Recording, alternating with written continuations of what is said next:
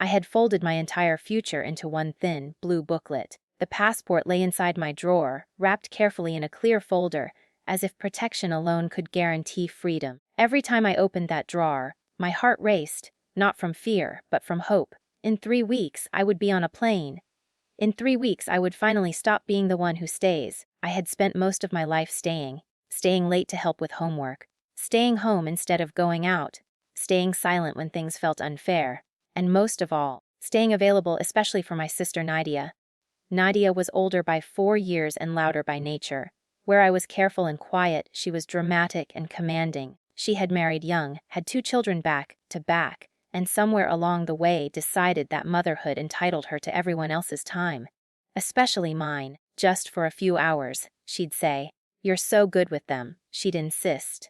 What would I do without you? She'd laugh. At first, it felt like love, like family duty. But slowly the favors became expectations and the expectations became chains. So when I received the email offering me a job overseas, a real one, with benefits and growth, I cried silently in my room, clutching my phone like it might disappear if I blinked. I told Nadia that evening. She was sitting on the couch, one child asleep on her shoulder, the other glued to cartoons. I chose my words carefully, the way you do when you expect resistance. I got a job offer, I said, abroad. She looked up slowly, then smiled. That's amazing, she said. Really amazing. Her voice was sweet. Too sweet. Where? She asked. Europe, I replied. I leave next month. Her smile didn't fade, but something behind it did. Oh, she said lightly. That's soon, I nodded. It is. She shifted the child on her shoulder, eyes dropping for just a second before she looked back up. What about the kids? She asked. There it was. I'll help until I leave, I said gently. But after that, you'll need to arrange something. Her laugh came quickly, forced. Of course. I'll figure it out. But she didn't look like someone planning solutions. She looked like someone calculating losses. That night, I lay awake listening to the house breathe, pipes ticking, doors creaking, the soft hum of the hallway camera outside my room, installed months ago after someone tried to break into a neighbor's house. Everyone had forgotten about it. Everyone except me. Over the next few days, Nadia became unusually attentive. She cooked dinner, asked about my packing, even offered to babysit for me once, insisting I take a walk. It should have felt kind. Instead, it felt staged. You're really serious about leaving, she said one afternoon, watching me sort documents. Yes, I replied. I've worked hard for this. She nodded slowly. You've always been ambitious. There was something sharp in the way she said it. That evening, I overheard her talking on the phone in the kitchen. I wasn't eavesdropping on purpose. I was just passing by when I heard my name. She thinks she can just leave, Nadia whispered. Like I don't need her. A pause. I know, she continued, but I can't manage alone. She'll come to her senses. Another pause, then, quieter. She has no idea how much I rely on her. I stood frozen in the hallway, heart pounding. I wanted to believe she didn't mean harm. That she was just afraid. That love, twisted by stress, could sound like control without becoming it. I went back to my room and locked the door. The next day, my parents reminded me, casually, how important family was, how sacrifices were necessary, how Nadia had it hard. No one asked how I felt. Still, I packed. I folded clothes carefully, lined up papers, checked my passport twice a day. It became my anchor, my proof that this life, this small, suffocating role, was temporary. On the final week before my flight, Nadia hugged me tightly. I'm really going to miss you, she said, her voice soft against my ear. I'll miss you too, I replied. She pulled back and smiled. But her eyes didn't smile. They watched me the way someone watches a door they don't want closed, and that was the moment. Though I didn't realize it yet, when my escape stopped being just a plan and became a threat. The night before my flight felt unreal, like I was walking through a dream that could shatter if I moved too quickly. My suitcase stood open on the bed, half filled with neatly folded clothes and the quiet excitement of new beginnings. Every item I placed inside felt symbolic, proof that I was finally choosing myself. I packed slowly, savoring the moment, telling myself not to rush something I had waited years to experience. The house was unusually quiet. Nadia had put the kids to bed early, claiming they were tired. My parents had retired to their room. Even the television was off. The silence pressed in around me, thick and heavy, but I told myself it was peace. I reached for my documents folder, already knowing what I would find. Still, when I opened the drawer and saw the torn edges, my mind refused to accept it. At first, I thought I was mistaken, that maybe the light was playing tricks on me. I pulled the passport out slowly, my fingers brushing against jagged paper. The cover was split down the middle. Pages were ripped, torn with force, not accident. My chest tightened. No, I whispered. No, no, no. I sat on the bed, staring at it, waiting for reality to correct itself. It didn't. The room spun, my ears rang. All the plans, the emails, the months of preparation, gone in seconds. I ran to the trash bin, tore through old receipts and wrappers, then checked the bathroom, the hallway, even the kids' room, hoping, irrationally, that this was some cruel mistake. But deep down, I already knew. My scream tore through the house. Everyone rushed in at once. What happened? My mother asked. My passport. I cried, holding up the ruined booklet. It's destroyed. Nadia gasped the loudest. Oh my God, she said, rushing forward. How did that happen? Her reaction was perfect. Shocked, concerned, almost too convincing? I don't know, I sobbed. It was here. I checked it this morning. My father frowned. Why wasn't it locked away? I didn't think. Well, someone must have moved it. My mother interrupted, glancing around the room. Maybe the children were playing. And Nadia shook her head quickly. They don't come in here. But kids touch everything, you know that. She placed a hand on my shoulder, squeezing gently. I'm so sorry, I know how important this was. Her touch made my skin crawl. We searched the house together, but it was useless. The damage was deliberate. No amount of pretending could change that. By midnight, the conclusion was clear. I wouldn't be flying anywhere. The airline couldn't reissue a ticket without a valid passport. The embassy wouldn't open for days. The job contract had a strict start date. Everything I had worked for slipped away while my family stood around offering empty comfort. I guess it wasn't meant to be. My mother said softly, those words cut deeper than the torn paper. I barely slept. Every time I closed my eyes, I saw the ripped pages. I replayed every conversation from the past week, every smile from Nadia, every question about my plans. By morning, she was already in my room. You didn't sleep, she said, concern painted perfectly on her face. How could I replied flatly. She sighed. Maybe this is a sign. The kids need stability. Family comes first, you know. There it was. Not sympathy, relief. I missed my flight that afternoon, watched the plane take off through an online tracker while sitting on my bed, holding something that was once my way out. That evening, after everyone had gone to sleep, I sat alone in the dark. That's when I heard it. The soft hum, the hallway camera. It had been installed months ago after a neighbor's break-in. Everyone complained about it at first. Then, slowly, they forgot it existed.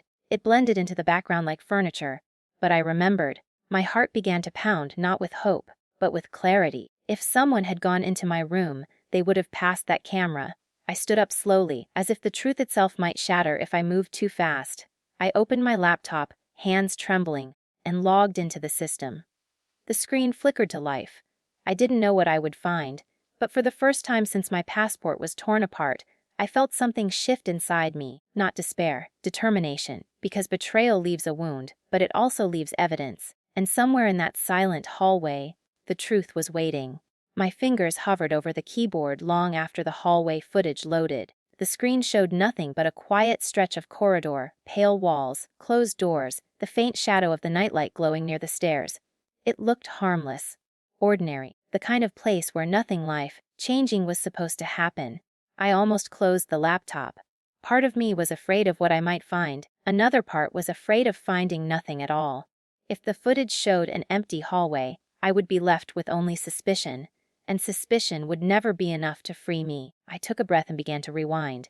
Minute by minute, the clock in the corner moved backward. Midnight, 11:30, 1100. At 20:13 a.m., the motion indicator flashed. My heart slammed against my ribs. A figure appeared at the far end of the hallway. Slow, careful, familiar. Nadia. She stepped lightly, barefoot, as if afraid to wake the house. Her hair was tied back, her face bare of makeup, stripped of the expressions she wore during the day. She paused, glancing toward my parents' room, then toward the camera, and then she smiled, not the warm, public smile she used on family. This one was thin, confident, certain. I felt sick. She moved closer, her face filling the frame for a brief second before she turned away and entered my room. The door didn't close all the way. The camera caught everything. I watched her open my drawer. I watched her pull out the folder. I watched her remove my passport. She didn't rush. She sat on my bed like she belonged there and tore it slowly, page by page. The sound of ripping paper faint but unmistakable. She paused once, as if listening, then continued. When she finished, she stood, looked around the room, and whispered something. The audio wasn't perfect, but her words came through clearly enough. "Now you're staying."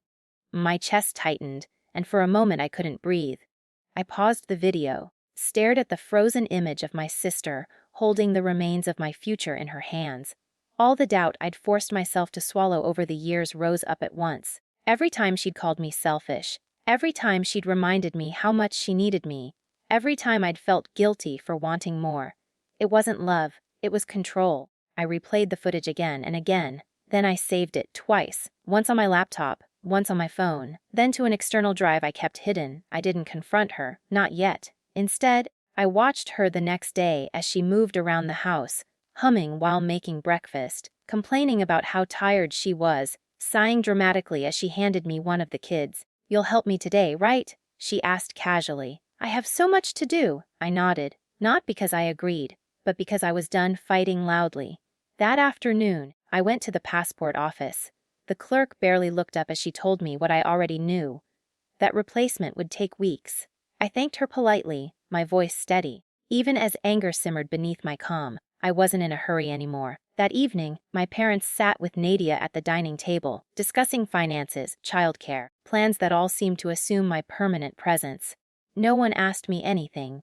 I realized then how easy it had been for her to trap me, how the family had unconsciously helped her do it. Silence can be as powerful as action, but I had something she didn't know about. Proof. I waited 3 days. 3 days of watching her relax, of seeing the tension leave her shoulders now that my flight date had passed. 3 days of listening to her talk about how things always work out the way they're supposed to. On the 4th day, she laughed. "I told you that job wasn't realistic," she said lightly, sipping tea. "Family always comes first." I smiled back, not because it hurt, but because it didn't anymore. That night I planned everything carefully. I didn't want chaos. I didn't want screaming or accusations or drama. I wanted truth, clean, undeniable, impossible to twist. I charged my phone. I checked the video one last time. I made copies. Then I slept peacefully for the first time in weeks, because revenge doesn't always arrive with anger. Sometimes it arrives with clarity. And once you see the truth clearly, fear loses its power. The hallway camera hadn't just captured betrayal, it had given me my voice back. All that remained now was deciding when to use it. I chose the moment carefully. Not out of fear, but out of respect for myself. Sunday dinner had always been sacred in our house. Everyone showed up. Everyone listened. It was the one time no one could walk away when the truth made them uncomfortable. Nadia insisted on hosting that week, eager to play the role of the exhausted yet devoted mother who carried the family on her shoulders. I helped her set the table, just like always. She smiled at me, relaxed now, confident. The desperation I'd seen weeks earlier was gone. She believed she had won, believed I was staying. The kids laughed, plates clinked. My parents chatted about small things, bills, neighbors, weather. Normalcy wrapped itself around the room like a blanket. Halfway through dinner, Nadia sighed loudly. "I don't know how single mothers do it," she said dramatically. "It's so hard without help."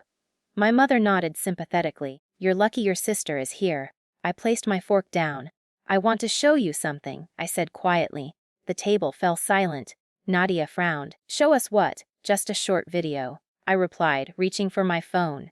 "It won't take long." Oh, my father hesitated. "Now?" "Yes," I said, my voice steady. "No." I connected my phone to the television. The screen glowed blue before switching to the paused frame. Nadia standing in the hallway at 20:13 a.m., her smile vanished. "What is this?"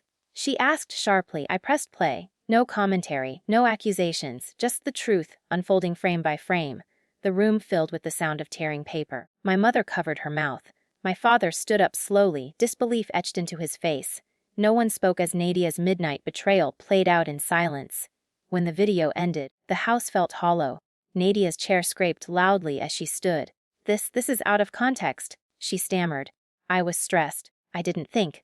"You tore my passport," I said calmly, "on purpose." Tears streamed down her face. "I was scared," she cried. You were leaving me, leaving the kids. I didn't know what else to do." Her words echoed in the room, heavy and selfish. My father shook his head slowly. "You destroyed her future." "I needed her," Nadia whispered. I finally stood. "You needed control," I said. "Not me?" No one argued. There was nothing left to defend. I didn't wait for apologies. I didn't wait for comfort. I picked up my bag, already packed hours earlier. My mother reached for me. "Where are you going?" "Way," I replied softly. "Where my life is mine." I walked out without slamming the door. The weeks that followed were quiet.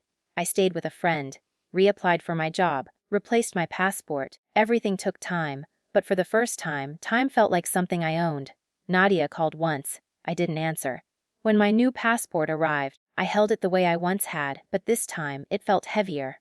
Not with fear, but with earned freedom. A month later, I boarded a plane. As it lifted into the sky, I didn't feel revenge in my heart. I felt relief. Because the sweetest revenge isn't humiliation or punishment. It's leaving the place where you were never allowed to grow, and this time, no one could tear my future apart.